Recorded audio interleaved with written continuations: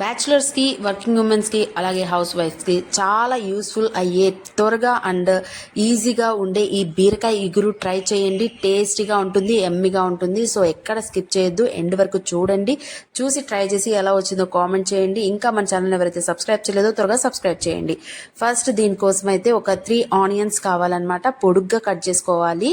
పొడుగ్గా ఎందుకు కట్ చేసుకోవాలి అంటే మనము ఇది ఇగురు అన్నాను కదా, ఇగురు కోసం పొడుగ్గానే కట్ చేసుకోవాలి. కూరకైతే చిన్న చిన్నగా కట్ చేసుకోవాలి.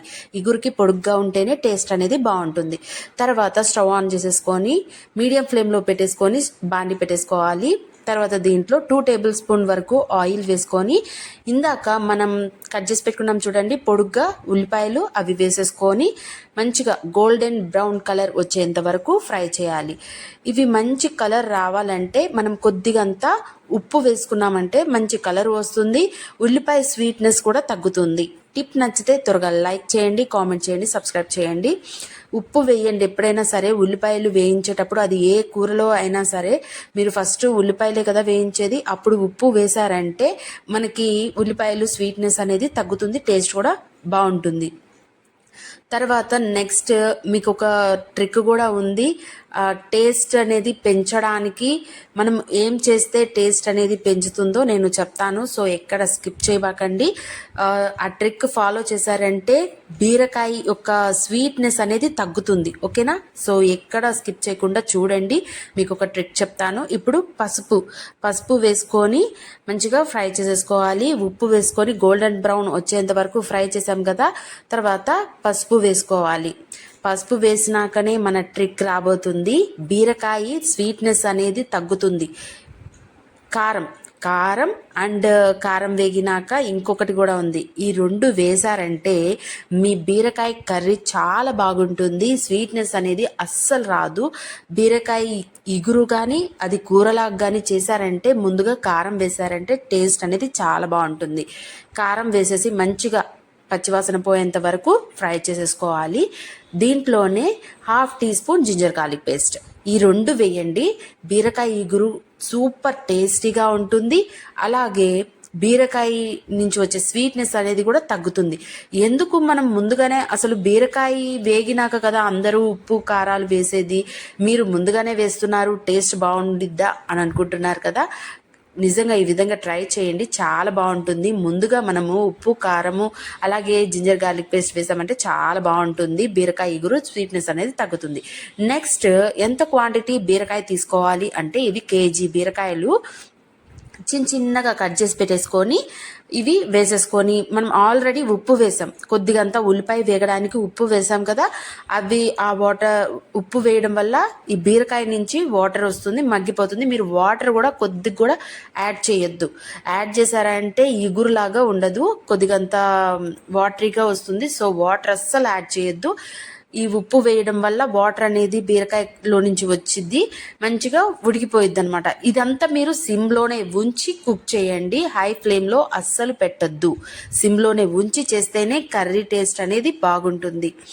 అండ్ ఉప్పు ఆల్రెడీ మనం దాంట్లో ఇందాక ఉల్లిపాయ వేగేటప్పుడు కొద్దిగంత వేసాం కదా, ఇప్పుడు మళ్ళీ కలిపినాక మనం చూసుకొని ఉప్పు కొద్దిగంత వేసుకొని ఫ్రై చేయాలి. ఎందుకంటే ఉల్లిపాయకి తగ్గట్టే మనం ఉప్పు వేసాము. తర్వాత కావాలంటే మీరు మధ్య మధ్యలో చూసుకొని కూడా ఉప్పు వేసుకొని ఫ్రై చేయాలి. అలాగే 2 మినిట్స్కి ఒకసారి కలుపుతూ ఉండాలి. ఎందుకంటే అడుగంతా అంటుకుపోయి పైన అది కుక్ అవ్వదనమాట. అందుకని మధ్య మధ్యలో కలుపుతూ ఉండాలి. అప్పుడైతేనే ఈవెన్గా కుక్ అవుతుంది, మంచిగా ఉంటుంది. చూసారంటే వాటర్ కూడా చూసారా ఎంత మంచిగా వచ్చిందో. వాటర్ మనం వేయకుండానే వాటర్ వస్తుంది బీరకాయ నుంచి, కాబట్టి వాటర్ అయితే అస్సలు యాడ్ చేయొద్దు. ఇగురు లాగా చేస్తున్నాం కాబట్టి వాటర్ ఇంత కూడా యాడ్ చేయబాకండి. తర్వాత దీంట్లో కొద్దిగంత ఉప్పు వేసుకున్నాను. మంచిగా చూసుకున్నాం, మధ్య మధ్యలో చూసుకుంటూ కూడా మనం కావాలంటే ఉప్పు కారాలు కూడా అడ్జస్ట్ చేసుకోవచ్చు. నెక్స్ట్ ఫ్లేవర్ మంచిగా పెంచడానికి కరివేపాకు వేసామంటే ఫ్లేవర్ బాగుంటుంది, అరోమా కూడా చాలా బాగుంటుంది. ఈ టైంలోనే వేయండి. ముందుగా అంటే కారం, అల్లం వెల్లుల్లి పేస్ట్ వేసాం కదా, అప్పుడు కూడా కావాలంటే వేసుకోవచ్చు. లేదంటే ఈ టైంలో వేస్తే మంచి కరివేపాకు అరోమా అనేది పోకుండా అంతే ఉంటుంది, టేస్ట్ అనేది బాగుంటుంది.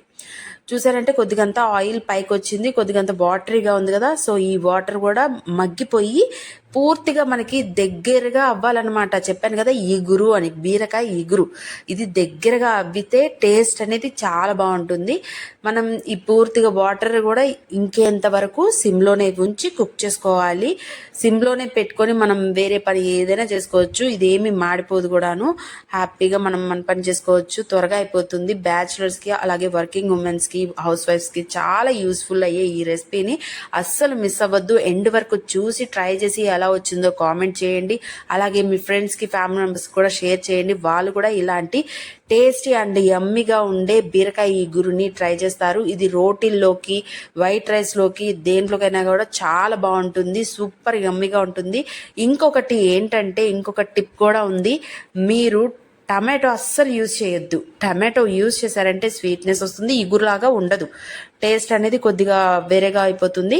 సో టమాటో అయితే అస్సలు యూజ్ చేయకండి.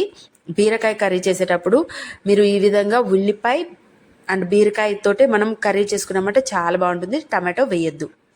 అండ్ టేస్ట్ అయితే చాలా బాగుంటుంది రైస్లోకి, చపాతీలోకి. సో నచ్చితే మీ ఫ్రెండ్స్కి, ఫ్యామిలీ మెంబర్స్ కూడా షేర్ చేయండి. అలాగే సబ్స్క్రైబ్ చేయండి. ఇంకా మరిన్ని వెరైటీ రెసిపీస్ కోసం త్వరగా మన ఛానల్ని సబ్స్క్రైబ్ చేయండి. ఇది లంచ్ బాక్స్లోకి హ్యాపీగా తీసుకెళ్ళచ్చు. ఎందుకంటే ఇగురులాగా చేసుకున్నాం కదా. సో మనకి వెళ్ళేటప్పుడు, జర్నీలు చేసేటప్పుడు అది తొలిపోదన్నమాట. వాటరీగా ఉంటే కొద్దిగంతా తొలగిపోయే అవకాశం ఉంటుంది కదా. సో ఇట్లాగా చూసారా ఎంత దగ్గర పడిపోయిందో కర్రీ. ఇది మంచిగా మనం హ్యాపీగా లంచ్ బాక్స్లోకి తీసుకెళ్ళొచ్చు. ఏమి కాదు, బాగుంటుంది. టేస్ట్ కూడా సూపర్ యమ్మీగా ఉంటుంది. నచ్చితే త్వరగా లైక్ చేయండి, షేర్ చేయండి, సబ్స్క్రైబ్ చేయండి. అలాగే మీ ఫ్రెండ్స్కి, ఫ్యామిలీ మెంబర్స్ కూడా షేర్ చేయండి. సూపర్గా ఉంటుంది రెసిపీ అయితే. తప్పకుండా ట్రై చేసి కామెంట్ చేయండి. ఇప్పటి వరకు చూసినందుకు థ్యాంక్స్ ఫర్ వాచింగ్.